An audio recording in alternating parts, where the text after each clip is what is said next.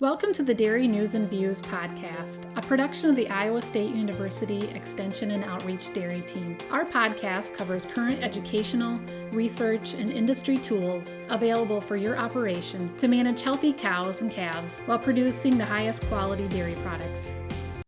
Thanks for joining us today on Dairy News and Views from the ISU Dairy Team. I'm Jen Bentley, Northeast Iowa Dairy Field Specialist, and today I'm here with my Extension Dairy Team colleagues, Fred Hall, our Northwest Iowa Dairy Field Specialist, and Dr. Gail Carpenter, our Assistant Professor and State Extension Dairy Specialist, as we discuss today's topic with our guests. So welcome back to the podcast, Gail and Fred.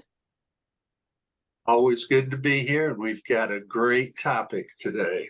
I'll echo what Fred said. Yeah, so today on our podcast, we have our most recent presenters from our ISU Dairy webinar series as we were talking about mycotoxins, kind of what we're seeing out in the field, and then how we're managing that in the field, but then also how we're managing that when we get to the feed bunk and how that kind of translates into our cow management. So today we have Ed Zaworski. He is a plant diagnostician in the Iowa State University Plant and Insect Diagnostic Clinic, and Brady Goetz. He also joins us from industry, a GPS consultant and owner of Gates Dairy Consulting, LLC. So welcome to our podcast, Ed and Brady. And kind of before we dive into our discussion here, why don't you give us a little bit more of a background of yourselves, kind of what you do and how your position has evolved. Yeah, so like Jen mentioned, my name is Brady Goetz. I'm a dairy management and nutrition and management consultant with GPS Dairy Consulting. I just recently joined the team here about 6 months ago. Before that, I was wrapping up my PhD at Iowa State, studying under Dr. Lance Baumgard. A lot of my PhD work was focused on gut health and inflammation and some dietary strategies that we can consider when it comes to that gut health and inflammation. Prior to my time at Iowa State, I did manage a dairy for a couple of years, so I have a little bit of a field experience, and originally from Southeast Minnesota. Like you said, I've been working in the diagnostic clinic since 2014. I got my master's here at Iowa State in plant pathology starting back in 2011. So I've done a lot of extension work. I ended up here doing this because our extension corn pathologist, Allison Robertson, had me fill in for her. So I actually learned a lot doing the last webinar. So I'm excited to hopefully learn a lot more today and maybe do a podcast on my own podcast later about mycotoxins. So. And Ed, what's your podcast? I'll also give a shout out to your podcast. Right. My podcast is called I See Dead Plants. We talk about anything and everything pests on plants, right? So we talk insects, diseases. We might talk weeds at some point, though we haven't. So check it out. It's pretty interesting if you're into that kind of stuff. We haven't done anything particularly on mycotoxins in corn, but like I said, I think it's going to be in the works now that I've done that webinar and we'll do this podcast. So.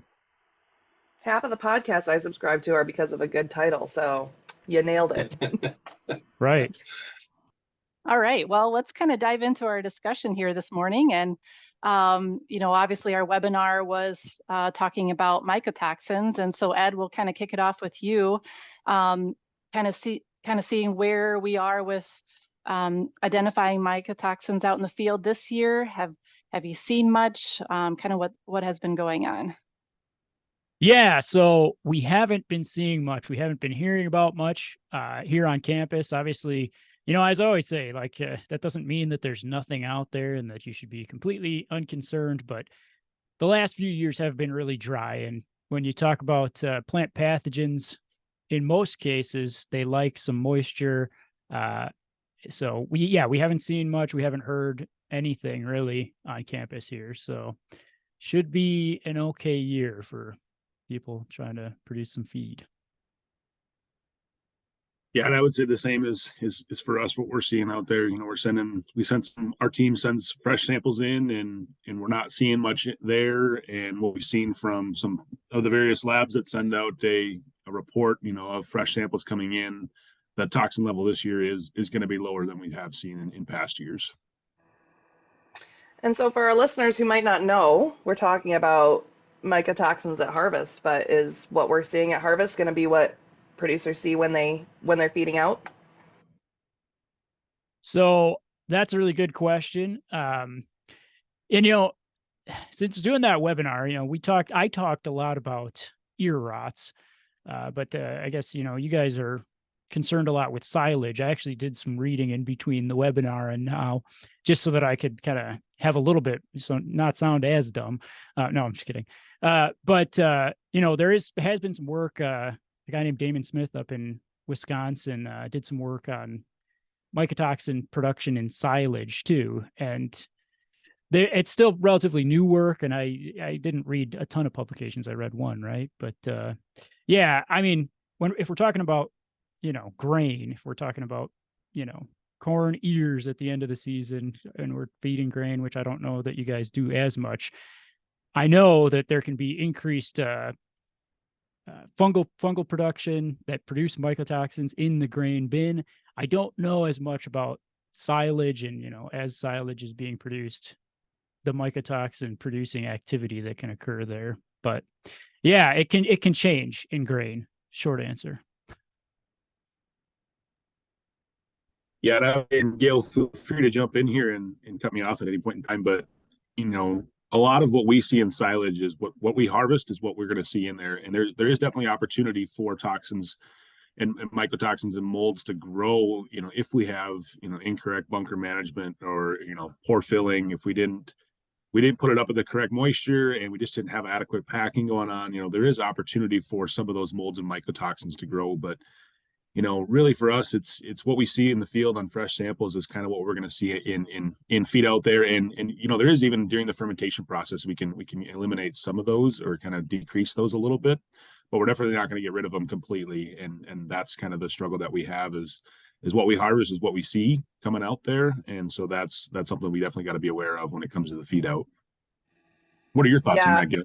Well, yeah, I'd just like to echo what Brady said there. I think that is all the more reason to be really cognizant of following best practices when it comes to storage, when it comes to packing and feed out, making sure that we're keeping that silage as high quality and anaerobic as possible and mitigating any mold growth along the way. So appreciate those comments for sure. So we've talked about this, but what does it look like, Brady? What would it look like on the cow side? In terms of if we think we have a mycotoxin challenge, what are we seeing? Yep.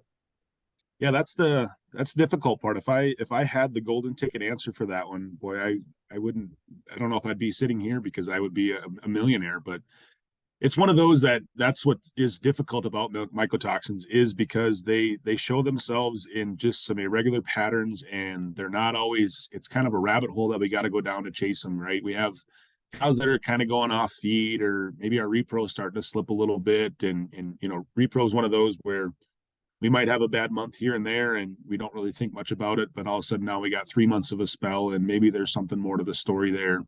So that is definitely, one of the difficulties when it comes to diagnosing or trying to figure those out. The symptoms are just vague and they're not specific, right? We might see that decrease in production. Maybe we got a little bit more refusals going on. Cows just don't want to quite eat as much as we're trying to get in front of them.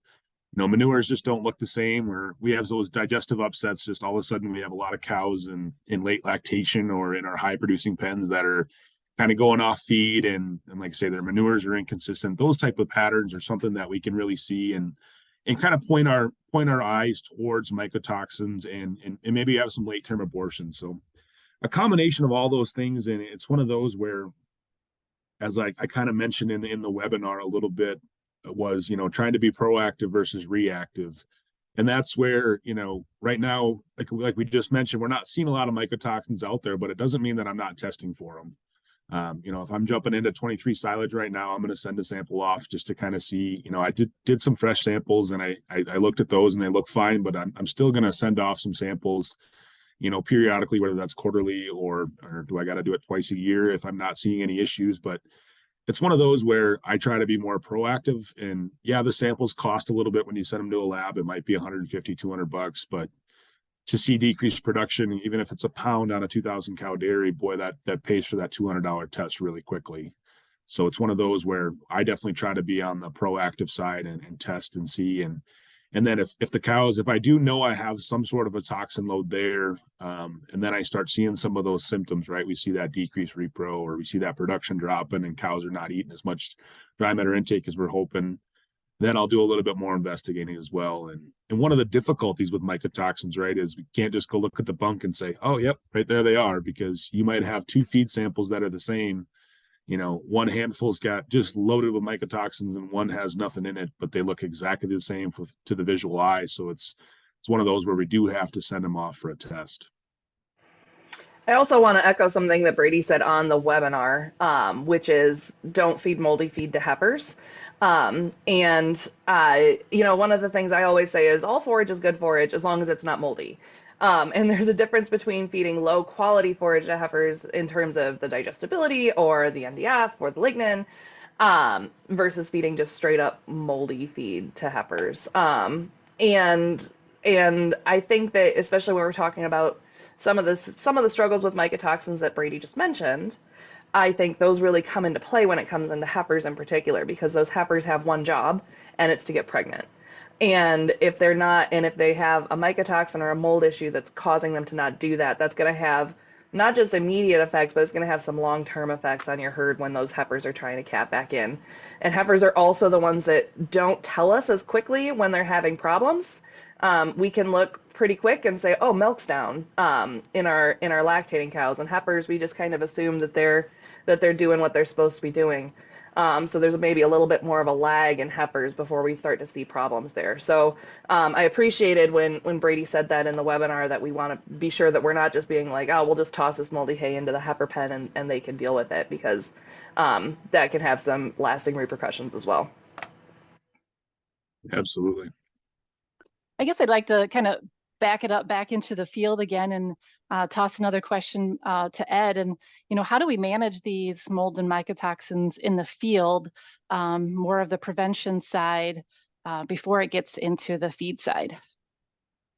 Right. So a thing that I talked about in the webinar, and I'll talk about in every extension talk that I get the chance, is, in order to get disease, right, we need 3 things. We need a disease triangle. We need a pathogen, a susceptible host, and the environmental conditions to be correct. And in the case of the pathogen, they're ever present. They're out there in the field. They're, hanging out in residue or on some alternate host. They don't go away, So that's a side that is always going to be there. But what we can affect is whether or not the host is susceptible. And in some cases, we can't really, dictate what Mother Nature is going to do, but we can kind of do things culturally to, help, if we were going to have a lot of leaf moisture, for example, like planting lower population densities or wider rows and that kind of stuff can help with that kind of thing. So managing your disease triangle is the way to, out in the field, best manage, whether or not you're going to see these pathogens producing these mycotoxin producing molds, right? So, the best thing, and any plant pathologist will tell you, is if you have resistant varieties or resistant hybrids to a particular pathogen, if you have a, gibberella problem out in the field, and you can identify a resistant hybrid that would also be good to suit your needs for silage production or whatever, that would be the number one thing to do. We talk about crop rotation. It's like one of the ancient ways of managing plant diseases back to, the first, farming situations, right? But again, I don't know how prevalent that is with people in cattle terms, right? If it's always corn, if it's always silage corn or not. Insect management is really important with a lot of these fungi, because in a lot of cases, gibberella, again, as an example, that's how the fungus infiltrates the ear. In particular, is insect feeding damage. So, and then obviously fungicides are used, and there's kind of as far as affecting these particular fungi, the aflatoxin producing fungi in ears, whether they're in ears or stalks, they're not as effective against these particular fungi. But I was doing some reading that says they obviously affect other fungi, and they can affect the quality of the feed in other ways besides these particular fungi, which I should say, like when we're talking about fungi that are producing aflatoxins, we're talking about Aspergillus, Fusarium, Gibberella, and Penicillium. There's other ear rots and stalk. There's tons of other pathogens, right? But those are the ones that are primary mycotoxin producers, right? And Gibberella is probably the most talked about or important, and it produces that DON or deoxynivalenol. So. Yeah, I think that's a interesting point there, Ed. A lot of times when we're talking about mycotoxins, we're talking about them as like a big bad like cloud of things, right? But there's definitely different fungi that we're more concerned about, and there's different mycotoxins that we're more concerned about. So knowing what you have, I think, is just as important as knowing that you have mycotoxins. And a lot of times when we're talking about mycotoxins, we tend to just kind of throw them all into a bin as kind of the same thing. But I think you both talked about this on the webinar, that knowing what exactly you're dealing with is also very important as well. Yeah, so if I can throw in a shameless plug, obviously I've been working with the Plant and Insect Diagnostic Clinic here on campus for the past 8 years. But in all honesty, like, plugs aside, right? I mean, I think for any pathogen, for any plant pathogen, and a human pathogen for that matter, knowing what you have is paramount, right? Because if you don't know what it is, we always give the example in the plant pathology world, right? Like, if you have a bacterial pathogen that's raging through your garden and you want to do something about it, and you look at the symptoms, you go on Google, you Dr. Google, I do it too, everybody does it, right? But and you say, this must be late blight, and it's a fungal pathogen, so I'm going to spray a fungicide. But it looks very similar to, early blight. But so you manage for a fungal disease, but you have a bacterial problem, right? And it will do nothing for you. You've thrown in the case of, like, massive production situations, you've thrown away a lot of money. In the garden, Mm-hmm. not so much. But knowing what you have is really important. And so I always urge people, utilize the diagnostic clinic. If it's not the diagnostic clinic, there's plenty of entities. I mean, most states at the universities have their own diagnostic clinic where you can send in a sample and they can identify the fungus. I will note that I don't know of any that will also test for mycotoxins. That would be a different lab. Mm. But knowing those things is paramount, in my opinion. So since we're talking about the agronomy side, right now people are worried about the tag end of corn harvest, right? But in a couple months, we're going to be thinking about next year and planning ahead for next year. So as people start planning ahead for next year's corn silage and corn grain, what should they be thinking about when it comes to mitigating a fungal or mycotoxin risk?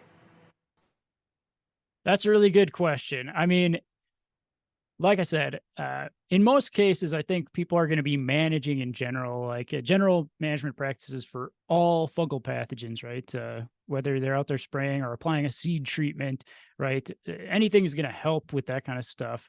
But yeah, these pathogens, the ones that we're talking about in particular here, are tricky because they're tough to manage with fungicides because of their biology, right? Like, whether they're under the husk of the ear or they're inside of the stalk.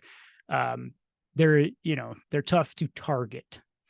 So, like I said, I think as you're planning for the next year, if you've had a problem, if you've identified one of these things, you say, hey, I've had a problem with Gibberella, I think your best bet is going to be looking for resistance. And I know from doing some reading that, for silage production in general, people like a brown midrib hybrid. And I'm not so well versed. I don't really know what's available for different resistance genes in these things, but that would be what I would look for as we're going into the season here, if you've had a known problem.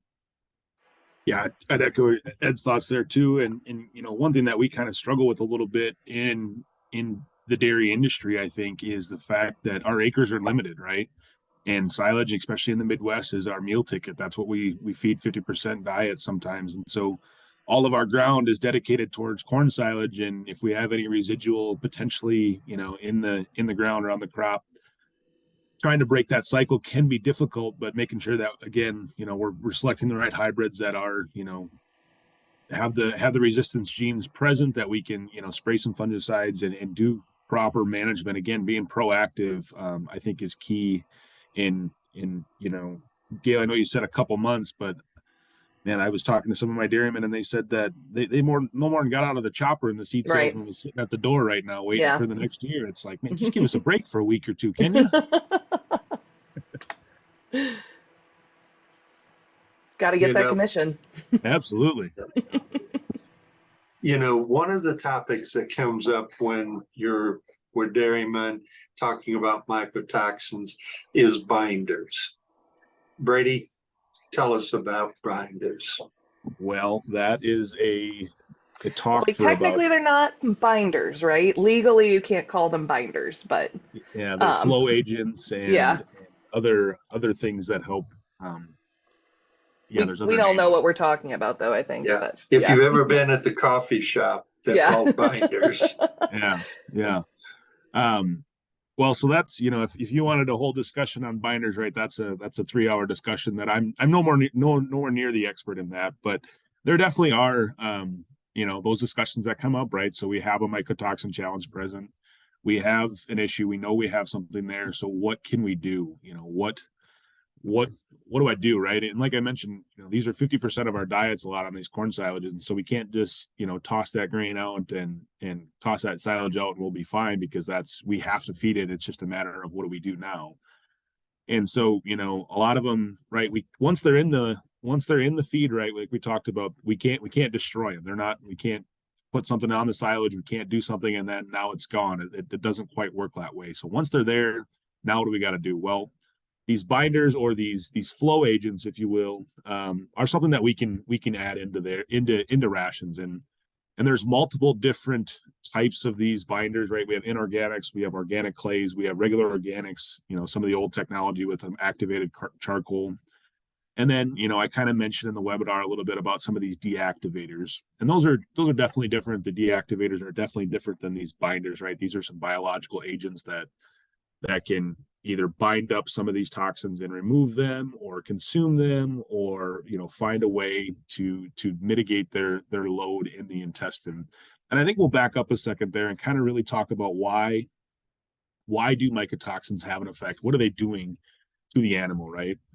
So we have that clinical dose where she might just eat a pocket of mycotoxins, and we definitely can see some acute challenges there. She might go off feed, she might get a DA, or worse comes to worse, she could potentially succumb to that challenge. And the likelihood of that is pretty minimal, I would say. We don't see that one very much. But what we do see is that subclinical, just a constant, challenge that we have going on. So, think of a school teacher who's just got 30 snot-nosed children running around all the time. And so no matter what, she could have the best immune system in the world, he or she could have the best immune system in the world, but you just get enough of those and it's just going to wear you down, and all of a sudden you get sick. And that's kind of what we see in cows too, right?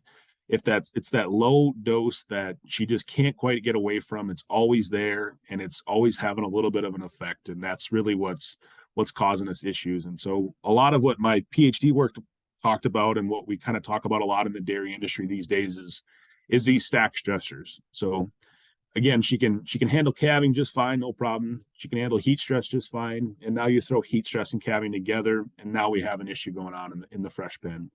Or, we just haven't maintained our stalls the way we should, and we got a little bit of a manure challenge. And now we have just that pathogen load is there, and that's what creates the opportunity there. And it comes the same thing with the mycotoxins, right? She's got some of these challenges going on, and now we put a low-grade inflammation from a mycotoxin challenge in there, and now she just can't overcome that. She can't fight through that, and that's where we see some of those symptoms that we talked about: the decrease in milk production, the decrease in feed intake, a lot of those things going on. So again, what can we do to get rid of some of that mycotoxin? Well, there's these binders out there that can essentially do just that, where they do bind. They have binding sites on their activated molecules, and that's what kind of grabs the mycotoxin and then excretes it. So there's not as much that can be absorbed or have an influence on the gut health or on the gut immune system there.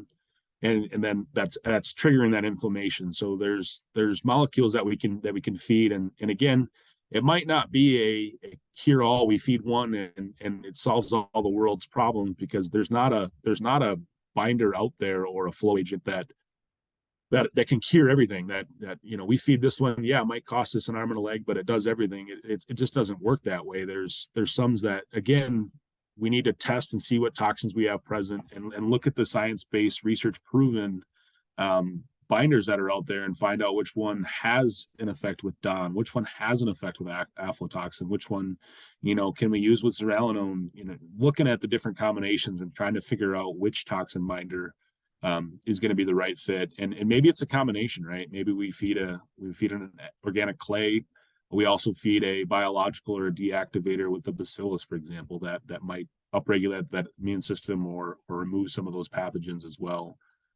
Maybe that's the route that we go. So a lot of times it's not just a one size fits all. It might be a combination that we do to feed. I want to hit on something that you mentioned a little bit ago about the clinical versus the subclinical dose, right? And you kind of mentioned this earlier too, that we can take 2 samples in a bunk and find very different levels of mycotoxins in there. So I guess from the person doing the sampling and from the guy doing the testing, between the two of you, do you have recommendations for best practices when it comes to sampling and testing for fungi and mycotoxins? I'll jump in from the farm level, and then you tell me from the lab side of things, Ed. But that is the struggle, right? We might have a face of corn silage, for example, or if we're going to test a whole TMR, we're taking a small sample, we're taking a quart size to a gallon size bag, and we're sending that off, and that's supposed to represent our 1,500 ton pile that we have. So we're taking such a small sample and trying to make that our representative sample. So being diligent that we're grabbing samples throughout the bunk or throughout the face from all different sides, all different angles that's been mixed together, and making that a representative sample. And maybe that's one of those where we sample pretty regularly right away, every 2 weeks or something, if we think we have that challenge, just to be sure. But sampling error is a huge part of it, right? We might have the world's highest toxin level load, but the sample we grab shows that we don't. And that is one of the huge struggles when it comes to mycotoxins. We're trying to find, a needle in a haystack that just happens to be the world's largest haystack too. So that is definitely a challenge that we have. A large haystack and a very squirrely needle. From my end, like I said, we don't test for mycotoxins in our lab, but I will say that there are really good resources. ISU VetMed has some on their website. I found a link yesterday, kind of reading up on this from University of Nebraska Lincoln, that has great information about how to sample and interpreting results and that kind of stuff. But from our standpoint in the diagnostic clinic and identifying these pathogens, it's very similar to what Brady just said, right? I mean, it's hard to get a representative sample. I mean, what I would say, what we tell a lot of growers, regardless of whether they're growing corn for silage, for grain, for whatever, is to scout their fields. And I know it's sometimes hard to do, but if you're able to, and you're able to find some of these things, that would give us in the diagnostic clinic the opportunity to tell you which of these fungi you might be dealing with. And then furthermore, if you're dealing with fungi that are producing mycotoxins or not. But yeah, scouting and then taking a representative sample, like Brady said, like if it's hard for us in the diagnostic clinic to, if we don't have the actual like a actual visual on some of these pathogens that we can see, testing for us becomes really hard as well, because a lot of these pathogens can be present in the field, even at low levels that we might not be seeing symptoms or the signs of the pathogen, the actual growth of the pathogen. So it can be hard to take a sample, but I would say if you're out there and you see some moldy ears, that would be a good thing to send into the diagnostic clinic to check out what it is, which one of these things you might be looking at. Well, I guess I'll wrap it up here and want to thank everybody for being on the podcast. Ed and Brady, thanks for all the great information as we kind of recap the webinar. And we will include the webinar link in our show notes here today. So if people want to go back and review that webinar, they have a chance to see that more in detail. I know there was a lot of visuals of some of those things that you guys were talking about here today. So again, want to thank you for being on our podcast, Ed and Brady. Thanks for having us. Yeah, absolutely. It was fun. And thank our audience for joining us today. And we look forward to visiting with you on the next Dairy News and Views from ISU. This institution is an equal opportunity provider. For the full non-discrimination statement or combination inquiries, go to www.extension.iastate.edu. mycotoxins.edu/diversity/EXT.